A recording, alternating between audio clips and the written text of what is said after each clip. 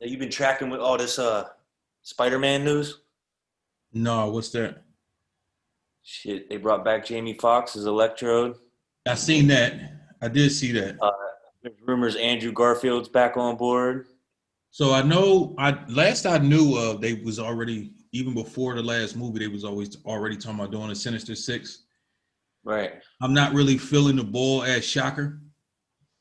Yeah, I think it's going to be more like multiverse or Spider-Verse Okay. shit. Yeah, that But that that version of Shocker that they gave us wasn't too yeah. exciting. But Doctor Strange is confirmed to be in it. Really? Yeah, it's going to be wild.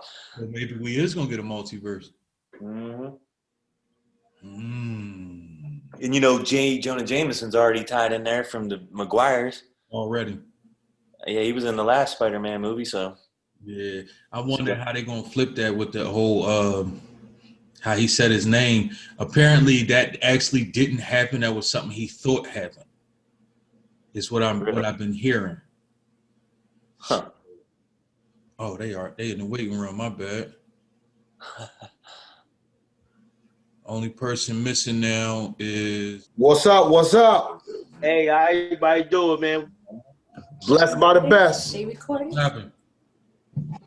What's up, Ski Bop? What it do? Ain't shit, my nigga. You good? Always. Check out that background now, nigga. That's what I'm talking about. What's up, brother? Yeah. What I'm talking about. Yeah. Check out the background now. Yeah. Oh, look at Hey, this. and an armor shirt too. That's what I'm talking about. What's up, brothers? You did? Gang, gang. Let's get it. What's going down, brother? What's going down? Hey, I got my table. We good to go, man. You know what I'm talking about? My shit right. Let's get it. Next move is a laptop, baby. I'm working it out, man. You heard? Waiting on one last person to pop in. I don't know what's going on with his phone. He got a whole lot of. He keep joining. I don't know what's going on. Yo, what's up, P? What's up, Cash? What up? Hey, C. How you doing, man? What's up, Spider? Friday, everybody, man. Hey, I got a gift for you, man. My son played for little football team. He won the chip. And I ain't gonna be no hate. I'm gonna show you some love right now, man. All right, bro.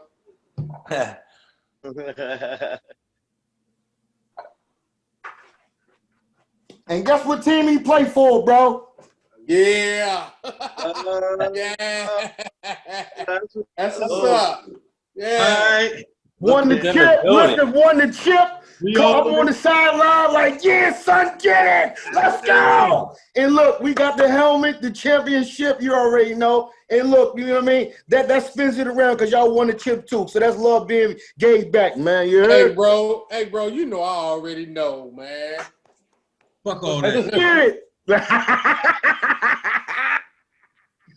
All right, so listen, we all in the building now. You know what I'm saying? So we're gonna welcome everybody to another motherfucking edition to the All on the Table motherfucking podcast. You already know who I be, your boy Ross Sass, aka the West Philly Bandit. Y'all know how I get down. You know what I mean? So I'm gonna let the rest of these fellas go ahead and introduce themselves. We do got a special guest in the building, so I'm gonna let him introduce himself first, and then we're gonna go from there. Yeah, who's this stranger? Who is this stranger popping up on the screen? Y'all talking about me? I'm the stranger? Yes, you special Oh, guest, shit. man. Man, how many people we got on here? It's the six of us, man. So Okay. introduce 'Cause yourself I and see everybody four. else. I don't even know how to mess with this shit, bro. All I see is four Oh, he on his phone? Don't worry about it. You good, because I can see everybody. Yeah, me too. already. So go ahead and introduce yourself. What do you call it? I'm man, I know these guys from the military days, fucking the Navy days.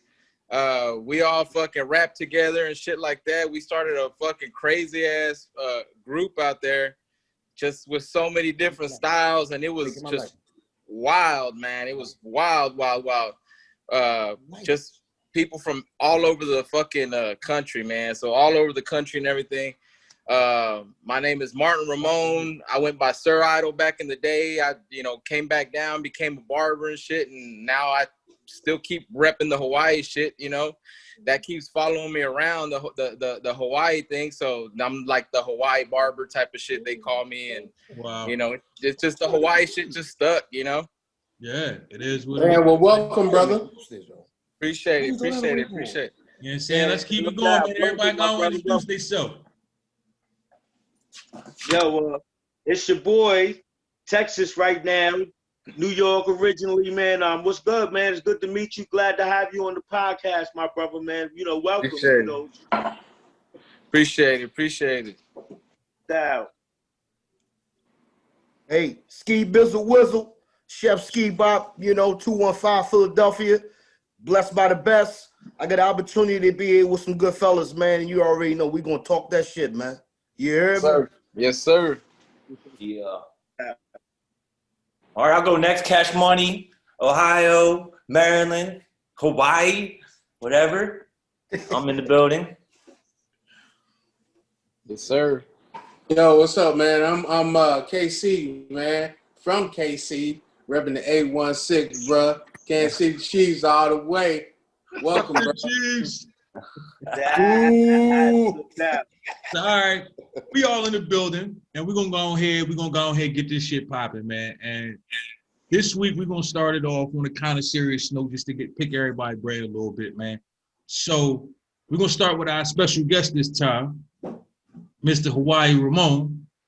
Tell us, why do you believe that racism to this day still exists? Like, why is it we can't get past this shit? Fuck, man. On that note, I mean, again, bro, everybody's got their own fucking opinions and shit like that. But I even talk to people, you know, till this day. I got a bunch of clients that I chop up. You know, I'm a barber, so I got a bunch of clients that are like pilots, you know, military from other countries that are all in the, what do you call it? This like big ass fucking world police shit, you know, the United Nations shit or whatever. So they're from a whole bunch of different countries, man, that are out there policing the whole fucking world and shit like that. And for example, I talked to someone that are from some of the guys that are from Greece, and then I speak with some of the guys that are from like the UK and Australia and shit like that. And literally, bro, in America, we label each other. We label each other. And by example, I'm gonna tell you this, like here I ask Ross Sass, hey man, you know, what nationality are you? I'm black. Everybody says, oh, I'm black, right? If you're black, you say you're black. You know what I mean? If you're white, you know what I mean? You say, oh, I'm white. But you ask a black person from Australia, or you ask a black person from Greece, because believe it or not, there's motherfucking white people in Africa that are African, and they got motherfucking black dudes in Australia, but they don't say, oh, I'm black. They say I'm Australian. And I've done it too, bro. I stay shocked, like I'm waiting for the motherfucker to say, oh, I'm black. But he never says he's black. He says he's Australian. And in my head, I'm like, motherfucker, you're black, bro. You know what I mean? But I think it's just America, period, bro. The way we're brought up, because we do have that. We don't necessarily have segregation, but we still fucking have segregation, meaning the way we talk to people. Yeah. You're like, those are black dudes right there. You know, those are black dudes right there. Oh, those are the SA cats right there. You know, these are the Asians. You know, shit like that. But if you talk to a motherfucker from Greece, or you talk to someone from Australia or the UK, they're like, oh, well, you know, I'm European. You know, they say, oh, I'm European. And I'm like, motherfucker, you're black, bro. You know, or you talk to someone from Australia, oh, I'm Australian. And I'm like, well, you talk Australian, but you're black, you know, but that's in my head, you know what I mean? And that's all of us in fucking America too, you know what I mean? We segregate ourselves. So basically what I'm saying is, at the end of the day, we program. Yeah, that's what I was about to say. That program is definitely in, man. They implement the program and they went hard on it. And it's kind of like, and as the program, I'm not to cut anybody off, as the program was introduced, real life shit start to kick in. You're like, damn, why we can't go over here? Why I can't go here? But you know, me personally, I feel like it's a stereotype only within our country.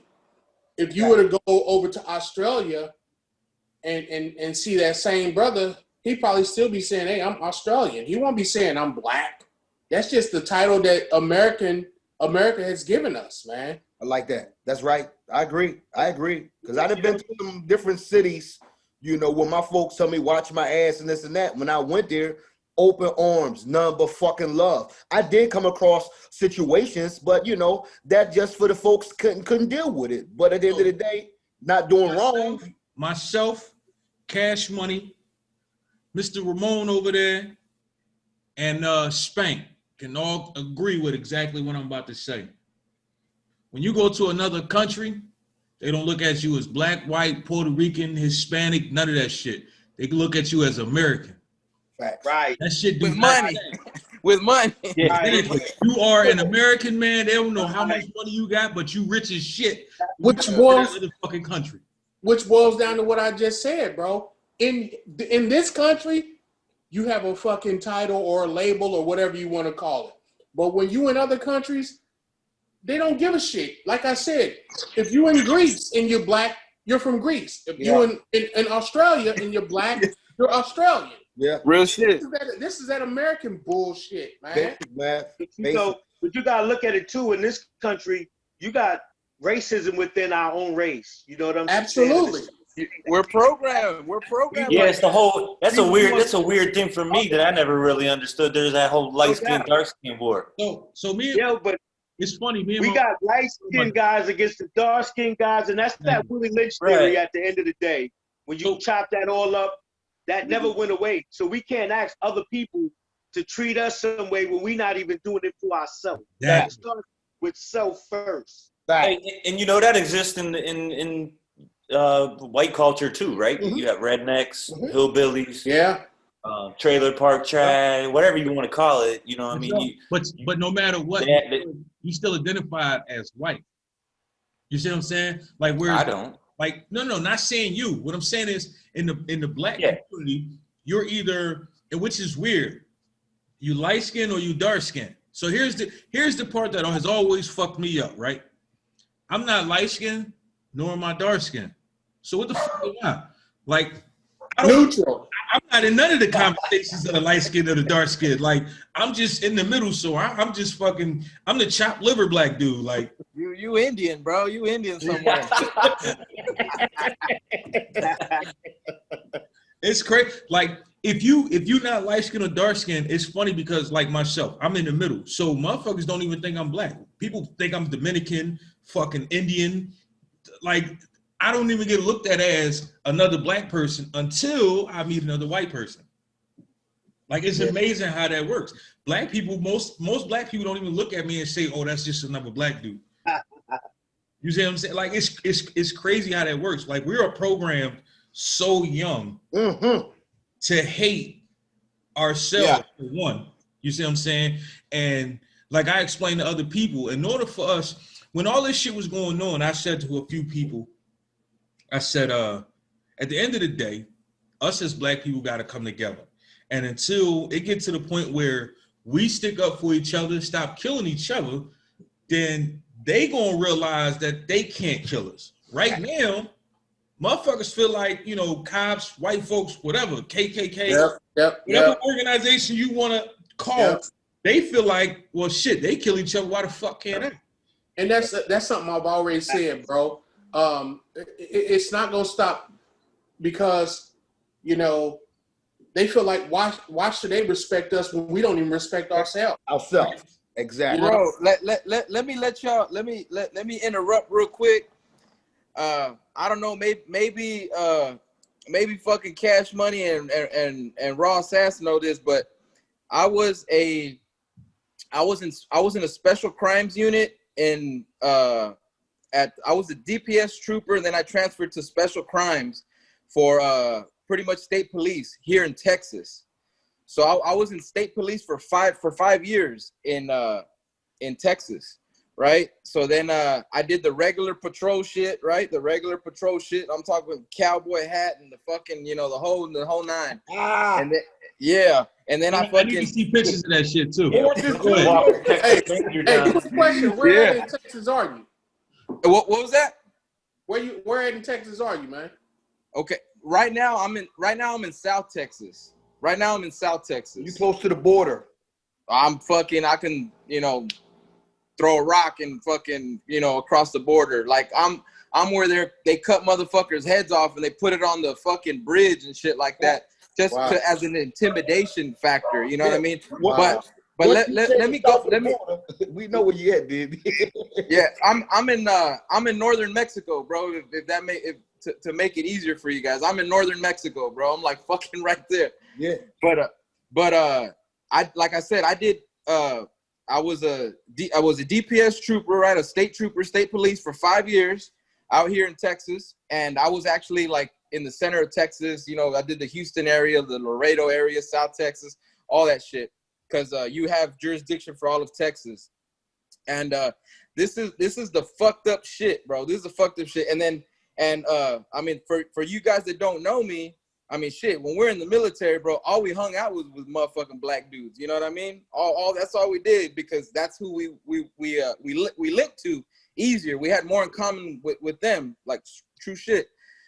But as a fucking as a state trooper, we were already, you know, I already knew where this shit was going. You know what I mean? I already knew where this shit was going. Down here in South Texas, it's very rare that you see black people. Okay, it's very rare you see black people. Why? Because we're so close to Mexico. All you see is nothing but Hispanic people, and I'm talking about, you see Mexicans, people from Honduras, Guatemala, El Salvador, people from Brazil. You know, you see all that shit over here.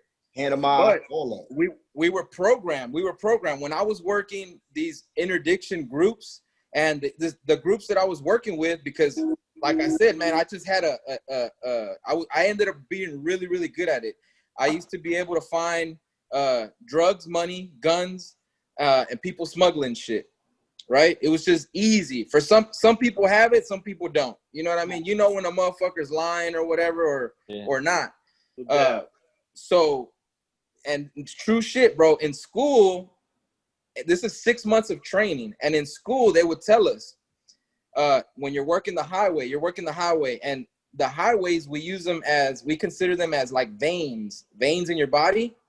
Okay, so every state has like arteries, big veins, right? Okay, so we have down here in South Texas, well, we have two of them. We have 77 that goes all the way up to the San Antonio, Austin and shit.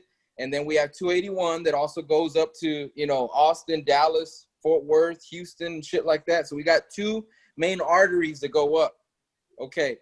So they didn't necessarily tell us in these words, but what I understood out of it, because when I do something, I try to be pretty good. You know what I mean? I try to be the best that I can be.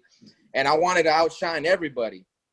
So the way I took these words were, if you see a black motherfucker or you see two black dudes in a fucking car, you better find a reason to pull it over, because they shouldn't be here. And not necessarily that you don't have a right to be here, because you have a right to be anywhere, but pull that fucking car over. Why? Because what are they doing here? So not necessarily that they would have something, but pull it over to find out why they're here. Like if they don't belong here, you know what I mean? And sure enough, true shit, whenever I would see a fucking car with a black dude, two black dudes, or a black dude and a white dude, I was already in my head, I'm like, fuck, man, I got a load of dope. You know what I mean? I got a load of dope. I got some marijuana going up north. Right. True shit. And we would find a reason to pull it over, and start fucking just talking to them, try to mix up their stories. We would separate them. And man, and so if you were black, your ass was getting pulled over. If I saw you, your ass was getting pulled over. You know what I mean? But how many Mexican people are going up and down? They're doing the same shit. They got all the plugs down here anyways. You know what I mean? Crazy how that works. Yeah, it is. It is. They're the ones with the fucking plugs. They're the ones with the plugs out here. But it was more likely. It was easier. It was easier to pinpoint. Damn, there's a fucking black dude in a rental. Let me fucking stop that motherfucker real quick just to see what's up. So my you know thing, what I mean? So then it goes back to the arrests, right? It goes back to the arrests. People say black people commit a lot of crimes. Yes, they do. Mexican people commit a lot of crimes. White people commit a lot of crimes. But in my situation, and I'm talking about my situation, meaning the whole fucking South Texas that's in the same group, and their job is to find money, guns, what do you call it, human trafficking, and anything getting smuggled. Our arrests on black people, the odds are real high, and it's more likely that you're gonna find something because it's easier.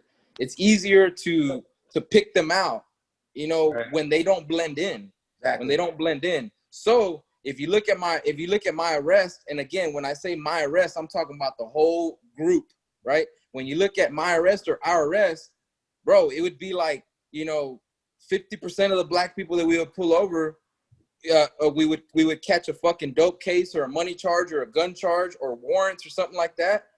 But it was only, the 10% or 7% of the Hispanics that you pull over did you catch something, right? So 50% looks like, damn, these are some bad motherfuckers versus 7%. Yeah, that 7% could be a million, and that 50% could be 10,000. Yeah. Yeah, but if you look at the population, of course, the population is, we're only arresting 7% of the people that we pull over that are Hispanic versus 50% of the people that are black. Well, bro, we're hand selecting, we're hand picking them out. All the Mexican people live here. Y'all combing through and getting the well, I don't want me to be racist, the niggy knots that you want to get. That's crazy, man. Given the situation, the question needs to be asked: is that really racist, though? Now it is racist. Yeah. Here's the crazy part. That's why I'm asking the question. Yeah. Look into a city like Philly, and it's the same situation. You see what I'm saying? And it's a lot of black cops in Philly, a lot of white cops, whatever. But no matter what, Philly is a melting pot. So you got blacks, whites, Puerto Ricans, Asians, you got everything. But they still, sure, you see a black dude, regardless if he belong or not, he's still black. He's still riding around his city. At certain times of the day, for a fact, if you're in certain areas, you getting pulled over. Yeah. You got like right now, if you got an Impala in Philly, you're getting pulled over. A Charger. Yeah, so definitely car types, right? You stereotype. But see, that goes back to, it's a culture thing, man. That goes back to, it's a culture thing. Yep. You know what I mean? Yeah. You got an Impala, you got a Charger, you got a fucking Challenger, shit like that. You know what I mean? And I'll go back. That right there, me. If I had my uniform back on, and I see a Charger, a fucking Challenger, Impala, a Taurus, a Crown Victoria, shit like that, a Monte Carlo, that's a marijuana possession. Mm-hmm. Straight up. Like I'm gonna pull this car over right here. That's a small marijuana possession. If I want big, cocaine possession, meth possession, or a money seizure, then I'm pulling over rental cars and shit like that. And then you're gonna have people dressed up a little bit better. They're definitely not gonna look like me driving that shit. You know what I mean? On a rental, when you got $50,000 in there, they gotta blend in and they gotta actually, look like an insurance agent type of dude. Mm-hmm. You know what I mean? But going back to the cars, I think that's a culture type of thing. It's what we hear in the fucking music and shit like that. But I'm gonna give you this too though, because in the way they changed, to me, the game then got changed because nigga get pinched and squeeze them. I need that information. So a lot of times, I'll give you. You stated the cars, but niggas getting pinched and turning really changed that game to a different situation. But you know what it also is? I think it's a numbers game because like he said, 50% he pulling over, and that's just in South Texas. Exactly. So in Philly, the numbers are quite higher when you can pick out the average car and say, I know out of 90% of these cats, it's only going to be a slight few that ain't going to have a gun or a warrant or drugs or something wrong that I could take them to jail and get a bus for. Yeah, I got you. Yeah, but see, we're pulling over, and again, I'm pulling this number out of my ass, but we're pulling over. I want to say, because we literally park on the highway, just staring at every car that goes by. So, and there's not just one of us there. There's multiple of us there, and that's the only way up and the only way down. You know what I mean? Like I said, there's 2 arteries in Texas. So I want to say we're pulling over. I want to say fucking maybe 80 or even higher, 80, 85% of the black people that are coming to South Texas, man. You know what I mean? Ask you this. How did you feel about the situation, knowing that, you know, you were always in the military hanging around us and shit like that, and you know that the shit that they probably taught you within the police department, state trooper, or whatever, a lot of that shit is bullshit and stereotypical. How did you feel about it? Man, the thing is, when you're going, like, we're sitting there in a classroom 8 hours a day for 6 months, man, and this shit's just getting, you know, drilled in your head type of shit, you know, without really knowing that you're actually getting brainwashed. But considering the fact that you've been around us the majority of your life, yeah, so you know a lot of us. Of course. Yeah, really question. It gets into an indoctrination. indoctrination. It's still a little uneven a little bit, but at the same time, I'm gonna go from this side. I know you got a family, and I know you got to make sure your family eat, but I know it makes you feel uneven. Oh yeah. It ends up going towards where, man, if I get a large seizure, now I get these brownie points. You know what I mean? And now a little bit more of that cheddar. And I'm, you know, it's easier to advance now. I got you. Know, it's easier to advance now. And then it goes back to it. Now it starts going to where, okay, so is my career number one, or is it my homies, my values type of shit? Yeah. Real shit. Real wrong. You know, real keeping it real can go wrong, bro. Yeah. And to get back to the point to where you're sitting in this classroom for some time, it's also an indoctrination to where they start making you believe that you're doing the right thing by doing that, because the statistics are so high, and the probability is so high to say, okay, well, and you start questioning yourself, well, is it really that wrong if you know, 70% of the time, you know what I mean, it is a fact, right? Yeah. Like, for example, if you was to play the lottery and it said, if you play these numbers and you're going to win 70% of the time, I'm going to play. You're going to play those numbers. Right. Yeah. That's why I asked the question. I was like, now let me ask you this, bro. Now that you've been there on the other side, how do you feel about a lot of the shit that's going on now with like George Floyd and Breonna Taylor? Okay. Having seen that footage.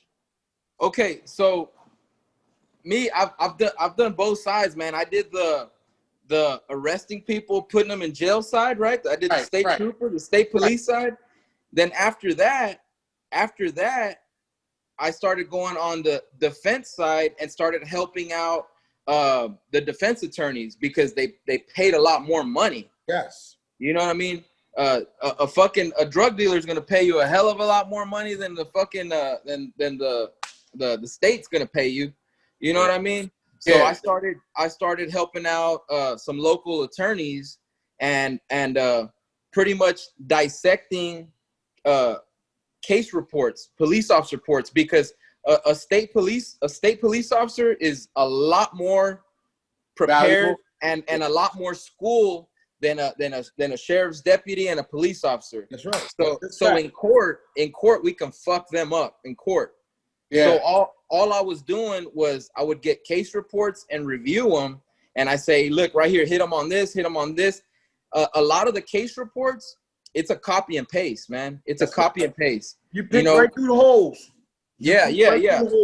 So I was, getting motherfuckers off like that, and it was paying me a lot more money. It was paying me a lot more money, but then that also fucked me up, because I was getting people off that really committed shit and getting them off. You know what I mean? I was getting off I was getting off child molesters and shit like that. You know what I mean? people that were so See, that's it was that right there to me is the fucked up side of the coin because I mean, don't get me wrong. There's some fucked up people on this planet. You know what I'm saying? And I ain't gonna sit here and say that every fucking black person is fucking innocent.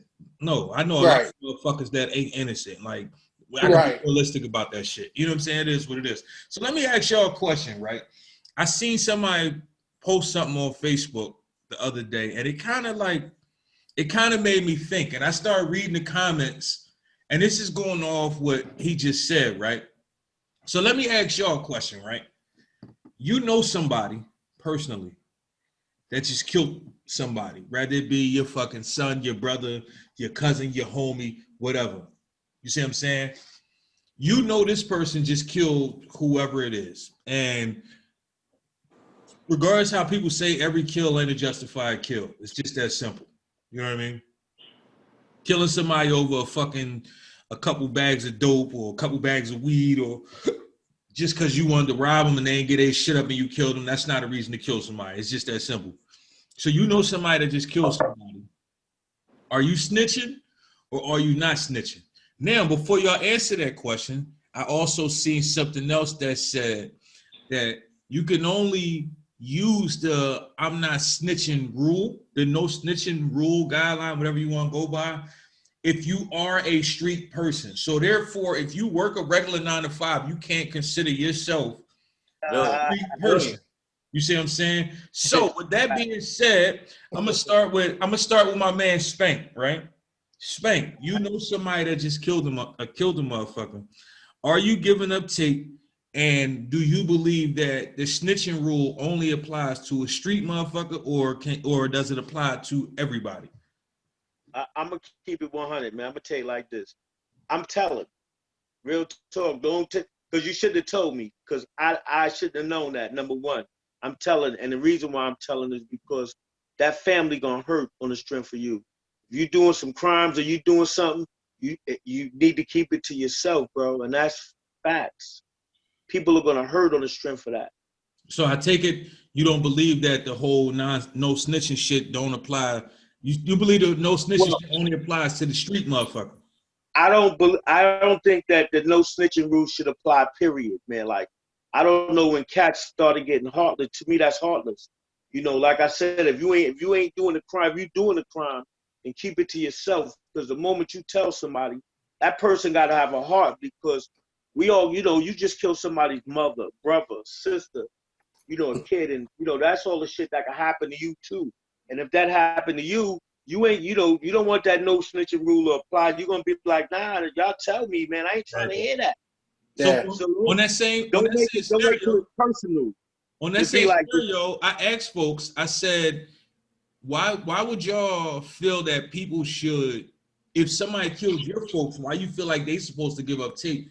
But if you know somebody killed folks, you shouldn't give up tape. Like I don't see. Yeah, that's some good shit, boo. That's some good shit there, Raw. That's good shit right there, man. That's good shit. That's good shit right there. That's a question that needs to be answered. Yeah, I mean, I do think it depends on the situation, right? Like if you're out there snitching, and let's say it's not a violent crime or anything like that, and you go out of your way to tell, you don't need to, right? Like it's not. I mean, again, I agree with you to where it's like, first of all, you shouldn't have told me. If you out there doing dirt, you shouldn't just come to me and told me this information, put me in the middle of it. But I do think there are cases to where a no snitching type thing should be the case, to where it's like, I mean, if you out here just doing it to wreck someone's, you know what I mean, like life over someone cheating on someone, for example. Let me give a spin move. I'm gonna give a spin move, but I'm gonna get a Young Bucks version. Man, I'm riding with my team. Yeah, I'm riding with my team. Fuck out of here. You know, you don't have shit. Your family never did shit for you. You know what I mean? But you riding with your team. Look, the situation happened. Right? Yeah. This the team you riding with, right? And something happened. Now it's your turn. Right? And they put that nigga in that hot seat. Fried him like a piece of bacon. You know he don't got a chance. Look, him, and him. Now, to me, listen, that kid from the beginning was right from the beginning. Was he right from the beginning? No, he was not right. Right. So me personally, bro, I'm telling. Yeah. And for one, I'm gonna tell because I'm sick of this shit, bro. That's all you see every fucking day on the news, man. And it's getting old. It boils back to the point where we said they're not gonna start respecting us until we start respecting us. Right. And for two, you ain't gonna have to say too much because these dumb motherfuckers is putting everything on social media. So they telling on themselves. No doubt. And me personally, man, I'm like you, Pete. I'm tired of families hurting, bro. I'm tired of families hurting, man. That's be my family member. I sure the fuck want to know who did it. Right. Straight up, man. I agree with that 100%. To where it's like, if we tie this into the original question about the racism and the culture of racism and the stereotypes, to where it's like, well, if you keep letting your own people get away with dirt, whether it be white, black, Indian, Asian, whatever it is, then you're only catering to that stereotype, right? Right. Like you're like, oh, I ain't telling on these people for doing this, and I ain't telling on these people who are right. And I think, Ski Bob said it good, to where it's like, I'm riding with my team. But did you have ill intent in your, right off the bat? You did. So that's on you, right? Whatever consequence comes with that, you know what I mean? Look, you knew those cats was going. Listen, not to cut anybody off. You knew those cats that before, if you did have a family or whatever you call family at the time, family is family. Some people say family, but you know what family is. Family treats you a different way than anybody else. The love is there. They're dependable. You know that. But okay. And you know what, bro? If you want to keep it real, man. That team shit only goes as far as the motherfucking until you get into that interrogation room. Exactly. Once you get in that interrogation room, a motherfucker gonna spill their guts, bro. Facts. You can miss me with that bullshit. Let me ask this, right? My man Ramon, you've been on both sides of the coin. So now that you on this side of the coin where you're not part of the law no more, how do you feel? Are you snitching, or do you believe? Because I want to believe that while you was on that side of the law, you didn't give a fuck about the whole no snitching law. You had to do what you had to do. Now that you on this side of the coin, do you believe that the no snitching shit belongs to the street motherfucker, or does it belong to everybody? I in my opinion, I think if you are one of those street motherfuckers or whatever, then you gotta abide by those type of rules. You know what I mean? And then again, it goes back to in my snitching type of shit. Me personally, I'm one of those where like if it don't really involve me, I'm kind of like, man, I really don't give a fuck type of shit. But what everybody else is saying, if it were to happen to me, if it would hit close to me, obviously I want all the information in the world type of shit. Right. You know what I mean? So it's kind of, it's kind of, but shit, man, when in the interrogation room, the ones, a cop's not going to ask you any questions that he already knows the answers to. You know what I mean? Like, he's not going to ask you any questions that he already knows. So what I found out is whenever we get someone in the room and we're trying to get information out of them, obviously, because that's what it is. We're trying to get information out of them. That's when the fucking squad, that's when the team crumbles, but they crumble because of themselves, man. Yeah. They start crumbling, because of all the information that they're saying. That's when that hard motherfucker fold, dog. That's when the leader of the pack folds. Yeah, man. I'll tell you one thing. We would pull over Sicilians, man. We would pull over Sicilians and Italian motherfuckers. We used to pull over these Sicilians and Italians. And whenever you would pull over a Sicilian or an Italian dude, they were always bringing money they were always coming south with money, obviously, because the money's going into Mexico, right? So We never caught them with drugs going up because that's not what they do. You know what I mean? They were always traveling south with money. So if we caught a Sicilian or an Italian or and they always travel in pairs. So if you pull over two Sicilians or two Italians coming south in a rental, you already know. You just have to find the money. It's here somewhere. It's hidden. It's hidden somewhere. The money's hidden somewhere. Those motherfuckers don't talk. Those motherfuckers do not talk. You pull the motherfuckers over, stone cold fucking killer type of face. You know, I pulled over two guys, man, two Sicilians. And the fucking passenger, I split them up, and I'm trying to, you know, get this guy's story and this guy's story to fuck them up, you know, on the story so that I can get my probable cause to bring them in or start searching the car and shit, you know, and they don't answer shit. The passenger told me he didn't even speak English, you know, straight up, bro. He didn't speak English. And then the fucking driver, he just rolled down his fucking window like this much, handed me a fucking business card, bro, handed me a business card. It was to his fucking lawyer. So right there, I have to start, what the fuck am I going to do, bro? I can't communicate with these guys, so I can't pretend that I smell beer. I can't pretend that I smell marijuana coming out of the car. You know, I can't pretend none of that shit. I'm looking in the car. There ain't nothing in the fucking car. There's nothing in the car. Nothing. So I can't make shit up. I can't make anything up. So I said, hey. See, the difference is with that situation is they actually are in that life. There's nothing about them. There's nothing about them that's a 9 to 5. I'm gonna tell you what. That's not their life is literally gang, hood, posse, whatever you want to call it. They're in that shit from they're fucking born into that shit.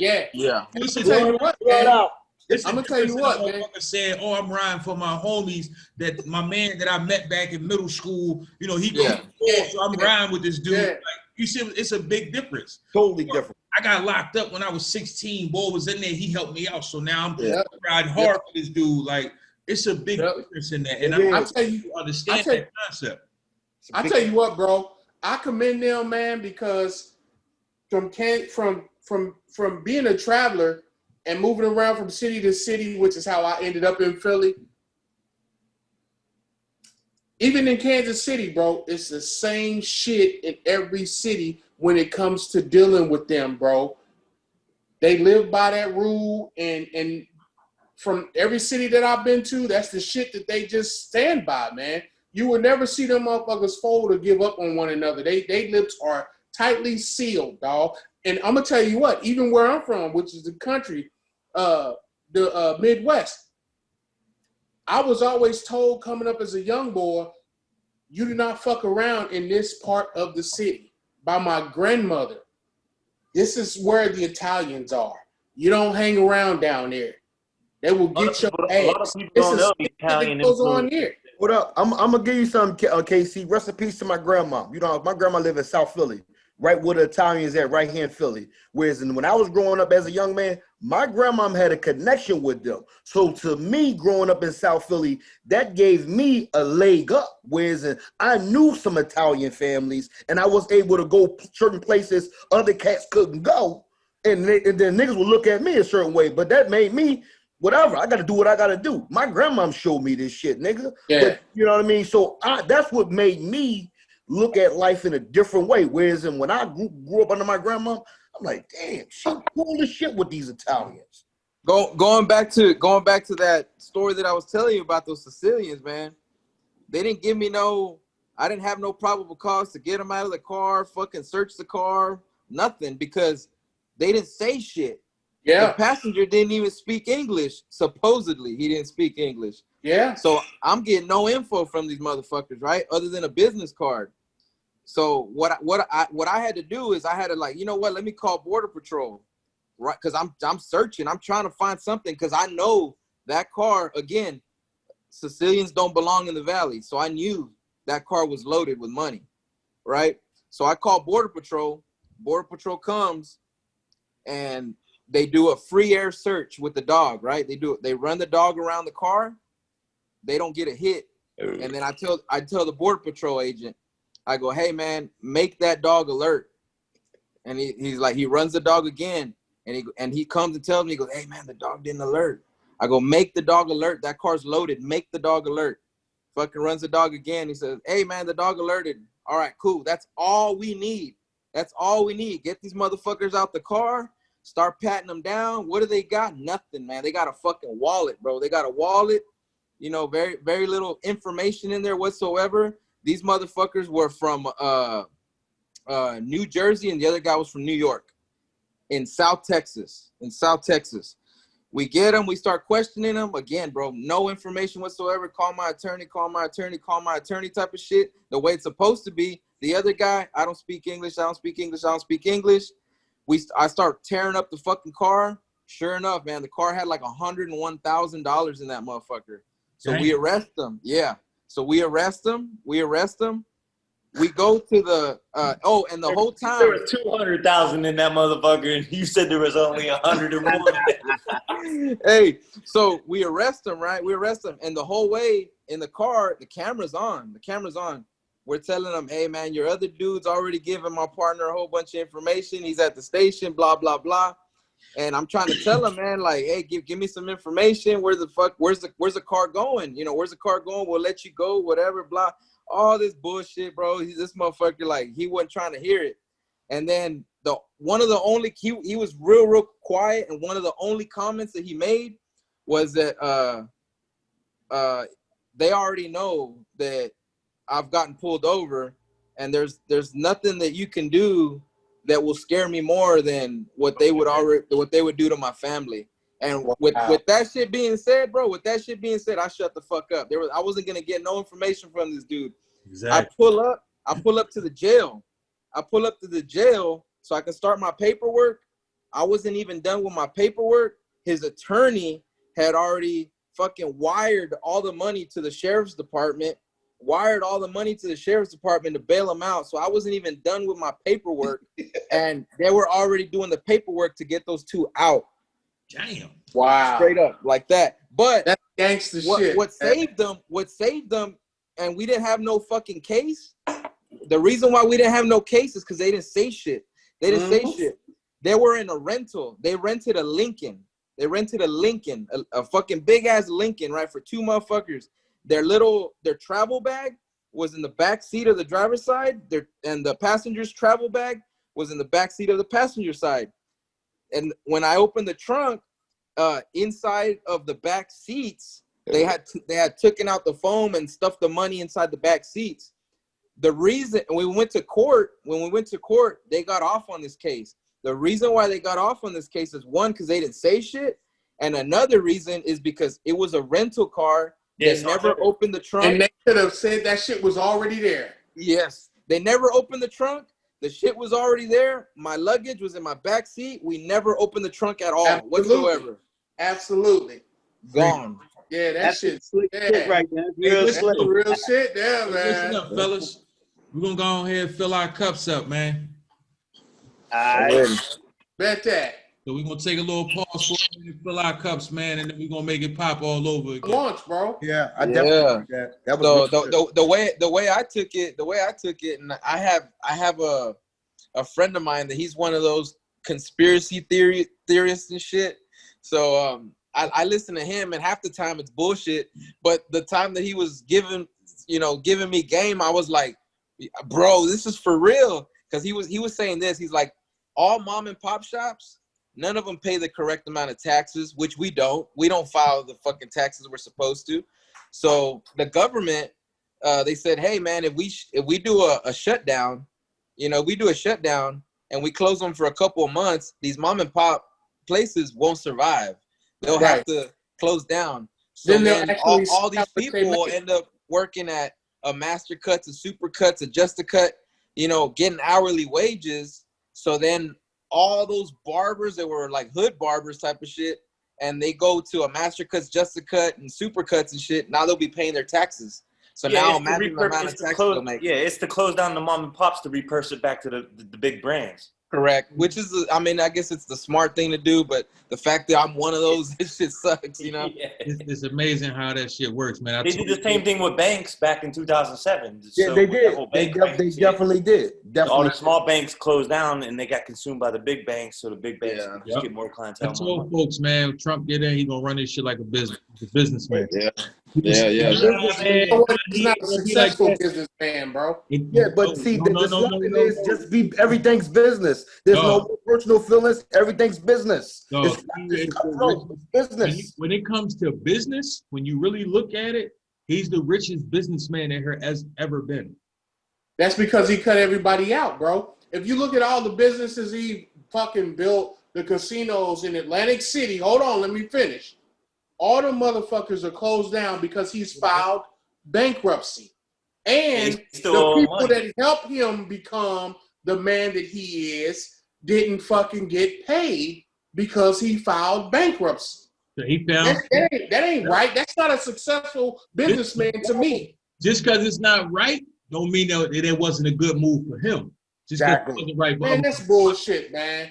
So you saying that? So basically, all these families, man, who moms don't work, dads are construction workers, and they depend on that fucking money that he was supposed to give them. Let me ask you this question. Let me ask you this question. That's the right move? Hold on. Let me ask you this question. Out the 5 of us right here on this panel, right? Who table matters most to you? Mine. Okay, then. So he's doing the same fucking thing. He cares about you know your what? Table. He don't give a fuck about your table or nobody else's. Long as my table good, fuck y'all. That's how But you know what though, bro? With that attitude, you'll never become a successful businessman. That's why all his shit went bankrupt. No. Hey, that's where I disagree with you, bro. That's where I disagree with you. People think, oh, this guy, he's stupid. He's failed in so many things. No. Bro, hell no. I'll tell you one thing, man. I'll tell you all the loopholes. Yeah, man. I went in. He can pull deals that nobody else couldn't pull.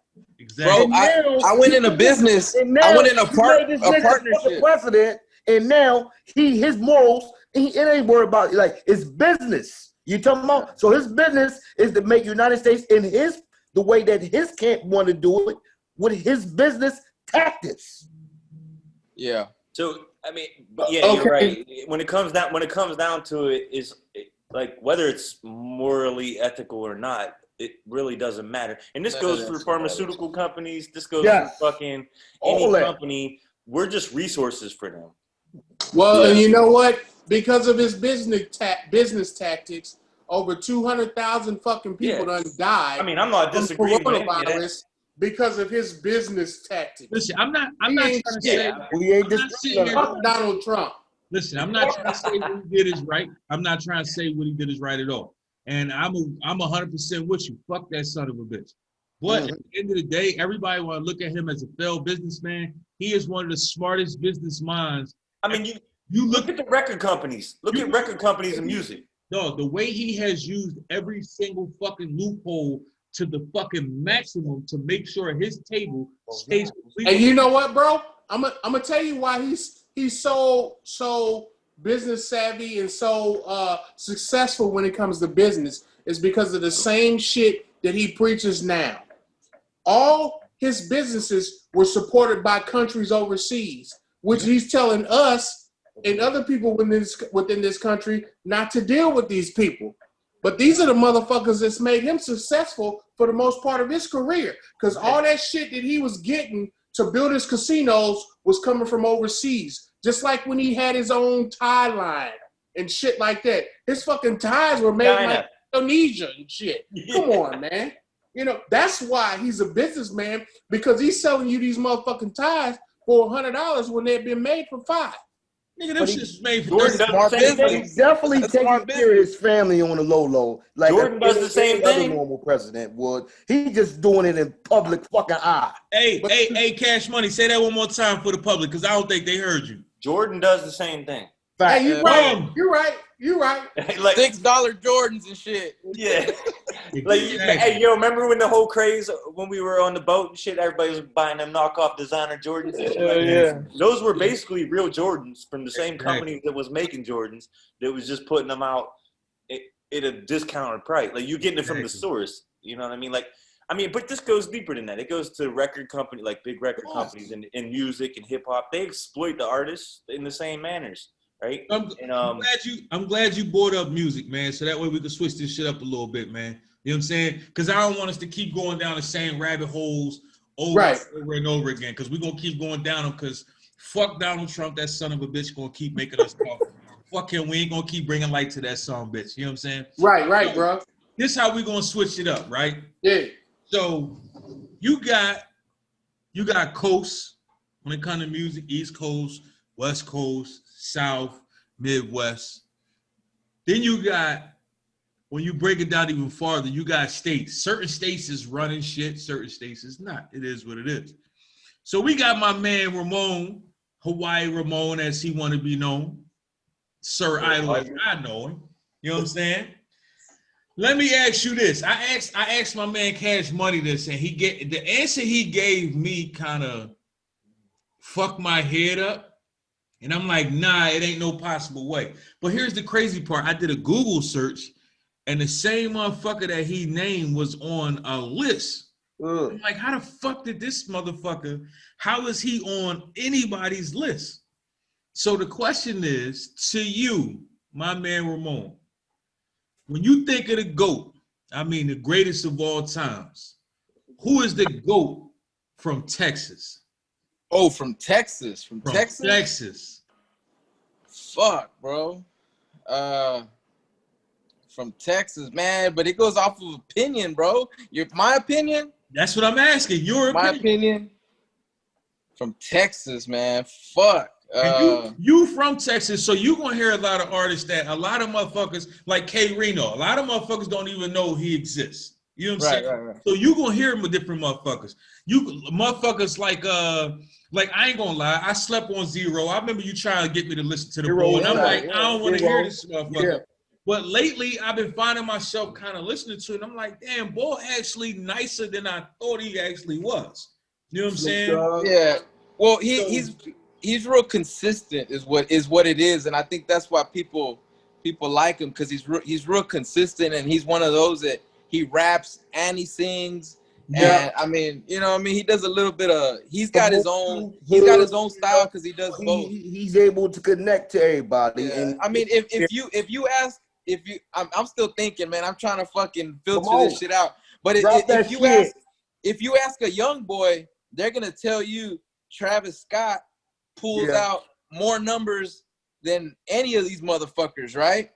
But then it goes back to Travis Scott is signed to a label that's under another label, you know what I mean? Where Jay Prince is still getting money off of that. So it's like, you know, but if you talk about those underground artists, hey, yes, they're not throwing Travis Scott numbers, Travis Scott concerts or anything like that, but they're making money because they're making what, $9 off of a fucking CD, you know, like when Travis Scott's making cents or something like that. I'm not saying he's not rich, you know, but hey, these other motherfuckers are making money. So when Travis Scott's got to sell, you know, hundreds of thousands, these motherfuckers might have to sell, you know, 20,000, 10,000 at making $9 a pop. You know what I mean?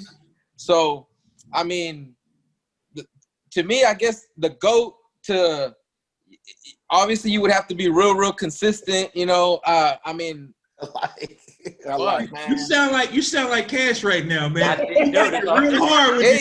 It's true, man. It's true.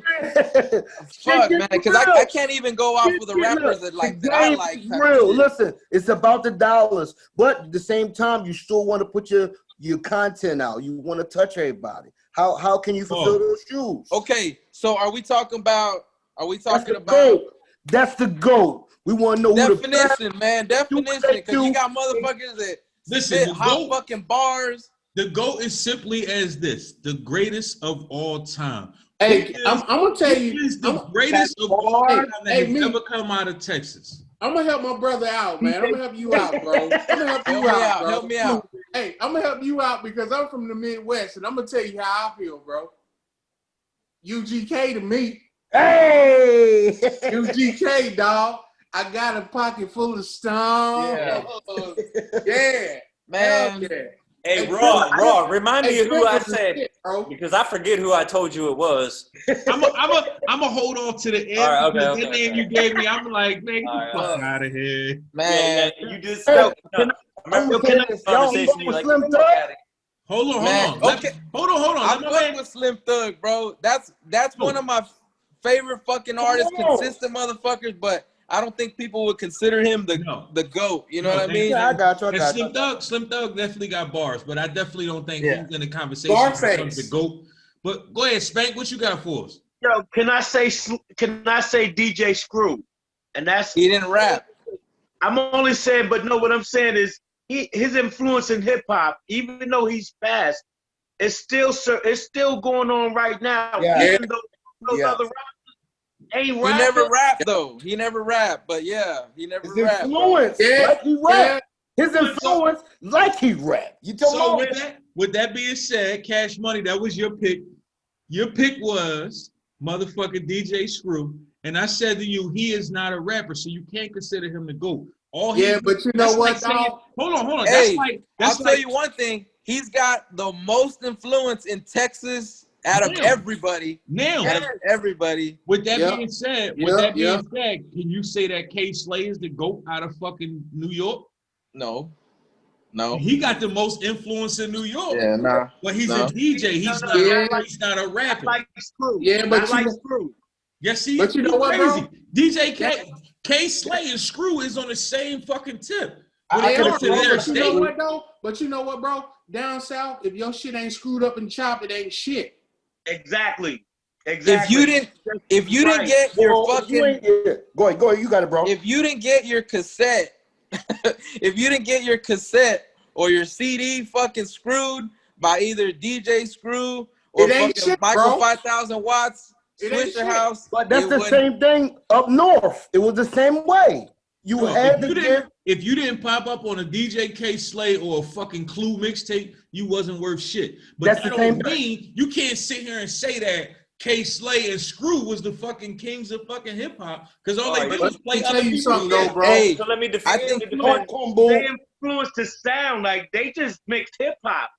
No. I want to say, but that's bro, you're comparing K Slay, DJ Screw, DJ Clue. Like, yes, they were all DJs, right? They were all DJs. But I personally think, and I'm not taking it away anything from Clue and K Slay and them, or Funk Master Flex or anything like that. But I want to say is the influence that DJ Screw put is way heavier than them. No. See, you misinterpreted what I'm saying. I'm not saying. I do believe that when it comes to Texas music, DJ Screw definitely had a heavier influence than the K Slay, then a DJ Screw, then a DJ EFN, like a lot of motherfuckers. I agree with that. But at the same time, for you to say the GOAT of Texas is is you know what I mean? I didn't say that. It's the same principle. Like, you from Texas and you agreeing with what I'm saying. Like, you can't do that. Me and You can't say that. You can say that because if you say the GOAT of all time, whether it be in a sport or whether it be in music or whether it be in, let's say, science, who's the GOAT of all time in science? So let me ask you this then. Einstein. Why Einstein? Because they changed the way that you interpret. Okay, so Allen Iverson is the GOAT of the NBA? No, I didn't say that. I mean, by your logic, I mean, Iverson completely changed what we thought of as the NBA. You got a little Philly bias. No, it's not, dude. He changed the game. Look how many rules. Look how many rules and regulations they changed and came up with because of Iverson. They literally made everybody start wearing suits because of Iverson. No, yeah, he's too good. Like his influence, Iverson's influence on the NBA was crazy. Right, But he pioneered the whole. That was off court. That was off court changes. No, was it? Yeah. What dude, you know, it's fucking crossover. Nobody can't even do that shit no more. They started doing it because of him. He was carrying those, son. Come on. He wasn't. Bro, he just was too good with it. Fuck you, bro. Let him finish his question. Let him finish his answer, bro. So man, I would have to say, like, I mean, as far as a rapper being a GOAT, you know what I mean? A rapper, or if that's the way you're, you know, labeling it. If you're labeling it as the GOAT, as far as rapping wise, then I'd probably have to go with someone like Zero from Texas, being the fact that he's just, I mean, he's got bars. He doesn't have the best bars in Texas, but he's got bars. He's been so consistent, and I mean, he's got his own style down here in Texas that nobody can copy that, because then they're gonna say, oh, he's copying Zero on that. He's not my favorite rapper. He's definitely not my favorite rapper. Can we get the favorite? Who's your favorite? I think I like Slim Thug out here, man. Hey, yeah, I like Slim Thug out here. Over Scarface though? Over Scarface, I'll listen to. I mean, I love Scarface, but I think I like Slim Thug's shit more. Yeah, Thug's a shit. Can I say something? I'll give you this. When you were growing up, when you were a little bit younger, you probably would have went with Scarface because there was no Slim Thug. There was no Slim me Thug. Growing up, as you know, I love Scarface, but a Slim Thug kind of took the newer version of Scarface. Yeah, and amplified it. I'm not saying like identity, but I'm just saying the times change. You feel what I'm saying? Yeah, because it's like Slim Thug is like the Godfather type of shit now. When Scarface was the same, he had the same, status, that pimp style, fucking Big Daddy type of shit, and Slim Thug's got the same shit. Isn't Drake a Houston rapper, or isn't Drake a Texas rapper? Drake, he's fucking from that motherfucker from everywhere, bro. Exactly. That motherfucker from everywhere. But he's owned by Jay Prince. Yep. Exactly. Hey, yeah, look, straight up. Whoever cut that nigga the check, that's where he at, man. Come on, man. Yeah. Hey, going to Drake, bro. Oh man, I think that dude's a straight cornball. But I listen to his fucking music, bro. So do I. I find myself listening to his music. I'll hear a song and I'll be like, I don't like that shit. And then they keep playing it on the radio over and over and over, and I'm like, hey man, that song's kind of catchy. But he's a fucking cornball, bro. He's a cornball, bro. Listen, that right there goes back to programming. I actually had a conversation with somebody, right? And he was doing radio, all that type of shit. And he broke it down to me. So the way they do it is it's a algorithm. Yeah. How they play certain shit and who they play. So the radio, if you listen to mainstream radio, is geared to make you listen to a specific artist or a specific group of artists only. If you listen to a local radio station, every hour, you'll hear a certain song at least 7 times a day because they play it every hour. Aren't they being reimbursed by that artist? Some are, some not. Technically, but the thing is, they all are. They all are. No. That's the thing. Certain ones, what it is the upcoming ones. There you go. They're not necessarily getting paid, but what they're trying to do is get their name out there. So the more they play, like let's say a new Drake song came. I give you a reference. Talk to him. I'm listening to Shade 4-5. I'm listening to Sway in the morning. And you know, Sway is typically not fucking he's really biased when it comes to shit. You know what I'm saying? So they played a new Drake song. So he had motherfuckers call in and basically say if the song was hot or not, right? Yeah. So he had about 10 people call. Out those 10 people, 8 of them was like, nah, I ain't really feeling the song. I don't really fuck with Drake. He's too fucking emotional, blah, blah, blah, blah, blah. So it got to the point where Sway was like, damn, like, y'all just, so he was like, so he started like fishing for questions. He was like, so, I mean, if we played the Drake, would you like change the station? So dudes was like, nah, I ain't gonna change the station. I'll just let it play. But is it a song that I fucking go put on my own? Or no, I'm not doing that. But if it's on, you know, it is what it is. I'm not gonna change the station. I'm gonna wait the 3 minutes, let the song go off. So Sway was like, damn, like, so y'all telling me y'all really not feeling Drake? So dudes was like, nah, like, he's for the chicks. He's for chicks and he's for young cats. Like, if you over 30, most people over 30 don't really fuck with Drake like that, because it's like, one, all his songs sound alike. He's emotional. You an emotional ass dude though, Cash. Like you like to fucking cry when you listen to Drake's songs. Like Get the fuck you out want to reminisce on. Is that because I'm light skinned? You want to reminisce your own relationships and all that type of shit. Like that's what the fuck he like. All his. I have a love-hate relationship with Drake's song. Like I don't like Drake. I hate looking at him. I hate straight up, bro. Hearing him talk if it's on track.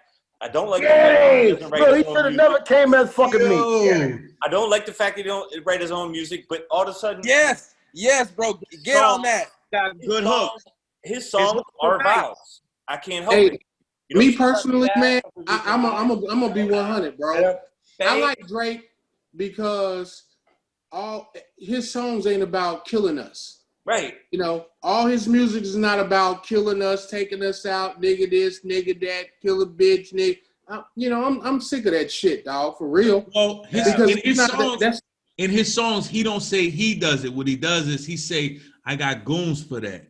I got other not people. All that his do songs, that. though, bro. No, not all of his songs. Any song where he's talking about any type of violence, he never says that he does it. He all his songs where he talk about violence, he talk about how somebody else is doing it for him. So that's not that he's not saying it. He's just not saying that he's doing it. Saying if the song comes on, you're reciting the lyrics. I don't listen to Drake. I'm be honest with you. Hotline Bling. You ain't turning the channels like you said. You ain't turning that. I actually do. Hey, check this out, man. With Drake, that's one of the reasons why I really don't like. I mean, I fuck with his music, some of it. I don't like the dude. I think he's a fucking cornball. I don't buy his albums. But his what do you call it? He steals people's verses. What he did was he cash cow the industry. Was at the time everybody was going through their shit, and Wayne had a grip and they grabbed him, you know, and they ran him through. Everybody got paid off him, and they took his town. I think he does a great job at catching people's vibes. That's all he does. Like whatever it is, and they ran with it. It's a vibe. Whatever it is, like I said, if you go back and do the Laugh Now Cry Later, have you watched the video for that? No. Where he's in the Nike factory and he's just in there balling out with a bitch. Like who the fuck wouldn't want to do that? So now, the last Drake video I watched, and I only watched it because I seen a snippet of it, and people kept making like video memes of the shit. Right. Was that fucking Hotline Bling? Right. When he was doing that fucking dance, and motherfuckers was doing all types of like remixes to the shit. Yeah. Right. That's the last I didn't Drake like video that I watched. song, bro. No, the song was trash. The song itself was trash. That's the last video I watched of him. It was But trash. you know what, man? I'm gonna tell you like this, bro. Trash. I'm not buying that shit, and I'm not even regarding it as. Stop lying, man. You but you know what? You got every one of his albums. You got the album covers hanging on your wall. I'm way more moody than that. You know what? I'm way more moody than that. You know what, Raw and Cash? We ain't gotta buy his music, dog, because as of now, it's what the millennials listen to. Facts. That's right. And they're like fucking taking over this fucking world, bro. Look at all the Lives Matter movement. KC, I mean, it's about the millennials. All the millennials want to hear no shit. My kids don't listen to that motherfuckers shit. Up and all that. My kids don't listen to them, bro. My daughter does. Hey, Drake is the hottest thing going for the millennials, my bro. My kids don't listen to him. You're right. You're right. When they start talking classics, Drake is going to be in their classic like we have our classics. He's going to be a part of theirs. That's because That's because he's constantly on the radio. I mean, what is it any different than Eazy-E, right? You look at Eazy-E, and don't get me wrong, I know this is going to be not fucking favorite. Give me that nut, give me that. Exactly. But what I'm saying is, he didn't write none of his shit. No, he didn't. He's considered one of the pioneers of it. Everybody vibed with it. No, he didn't. But you know what, though, Cash? With Eazy, motherfuckers were so traumatized by the difference in music. Eazy-E just bypassed hip hop, bro. Before Eazy, there was hip hop. Eazy-E changed music. Dr. Dre and NWA changed music, bro. Yeah. Because they talk real shit. And they say, you know what? We ain't doing no commercial shit. Nah, but you know what? Back then, you could. Back then, it was frowned upon to be commercial or to sell out. Now everybody wants to sell out. Exactly. Everybody wants a fucking Big Mac. Hold on, Everybody so wants to be sold at McDonald's. Like, nuggets. you know? Listen, here's the thing, though. Here's the thing. Like we said before, right? Music nowadays, it is not about albums. It is not about nothing else. It's about how many #1 hit singles you could put out. Back in the day, it was all about making sure that your album itself was a classic album. Yes. Nowadays, entirely. Hold on. Nowadays, record labels don't care about albums at all. They just want you to put out a banging single and look a certain way so we can change trends to this and we can change the music for that. Because it's a lot of bullshit being put out right now. The game. Listen, boo, that changed the game. If we come from a classic album to you just giving me a single or EPA and that can change shit, so that changed the game. Here's the thing. Before we go fill our cups back up, I'm gonna tell you why that is the way it is. Because nowadays people's attention spans is this fucking big. They don't give a people can't listen to a whole album. Motherfuckers told me that The Baby was the hottest thing out. I said, damn, what does album sound like? Motherfucker said, I don't know. I don't know.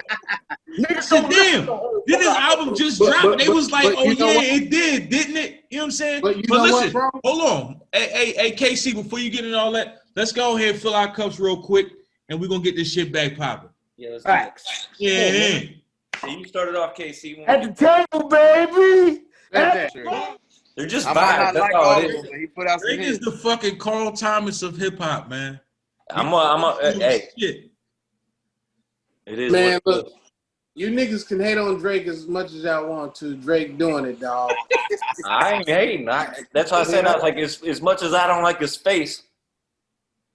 See, I never had no hatred for the boy Face.